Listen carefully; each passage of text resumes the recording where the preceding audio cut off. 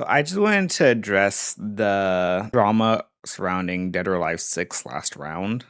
And here's my viewpoint on thing as a longtime fan and an actual DOA6 enjoyer. I feel like people are justified in their opinions and also like their right to be upset about certain things regarding the game, but I feel like people are being a little too harsh. So the way I view it, Dead or Alive 6, or even just the series in general, is in a similar state to Virtua Fighter. When they put Virtua Fighter 5 in the new engine for Ultimate Showdown, people were upset. Partially for some of the visuals, and partially because of some of the gameplay didn't play out exactly the same. There were a few things that were just off, right? Whereas with this game, they're selling you the same game with a fresh coat of paint, right?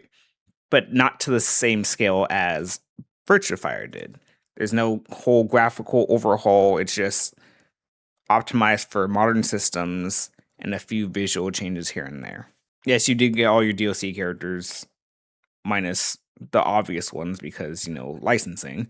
And then between the many versions of Virtua Fighter 5, there were many things taken out of the game or put in way later down the line. With this game, we're getting just the same shit. The only thing not being included would be like the mashup titles for that workout anime. How heavy are the dumbbells you lift?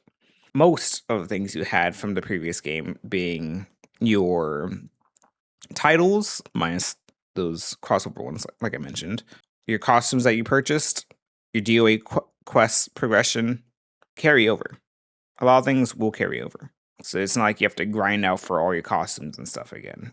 This is just a stopgap until the next game, right? Just like the current version of Virtua Fighter 5 is just a stopgap to the next game. Another thing people are upset about is the fact that, yes, they're charging you $40 for this. I agree, that's way too much. When Virtua Fighter did, they had the thing with PlayStation where it was on the PlayStation Plus, so it's free to play for a bit. And then if you wanted to purchase it, it was only like $20. But at least you got like the graphical overhaul, right? With this game, it's just the same thing that you had before. And again, people are rightfully upset that you're not really getting anything new. At the start, hear me out, they did already say they're going to be adding characters and stages later on down the line, meaning there will be balance changes and other things that will be changed within the game. The only real difference that you get at launch is photo mode, and I think a couple stages having the lighting change, which I really don't feel like that whole lighting thing for the stages was necessary at all. But the other thing is, this is technically still a free fighting game, just like Killer Instinct, just like 5 last round, just like 6.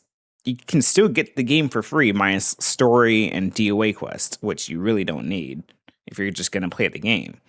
You still get access to online and everything else. The only thing you'd be locked out of, really, is characters, to which you can buy a single character for just a few dollars. Like quite literally like $3 to $5, if memory serves correctly.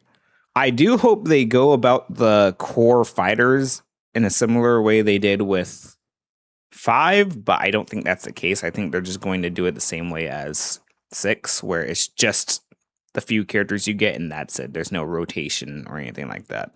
I wish they would go back to that model, but oh well. Technically speaking, you could spend just like $5 on the game and you'll be fine. If you have one character you play, you pay for that one character. If you have a few characters you play, you could probably buy most of the characters you play without spending the entire $40. So that's just how I feel about it. I bought the game. I bought it twice. Shit, I bought 6 twice. I bought 6 3 times, actually, on different platforms. But that's just me. I do wish that we got crossplay. I don't know why we still have crossplay. I think Virtua Fighter now even has crossplay. And then they also have role like that's the biggest thing, which again people are rightfully upset about. There's still no crossplay and still no mention of rollback, meaning since the game comes out in just a few hours, I'm like 99% sure that's not happening.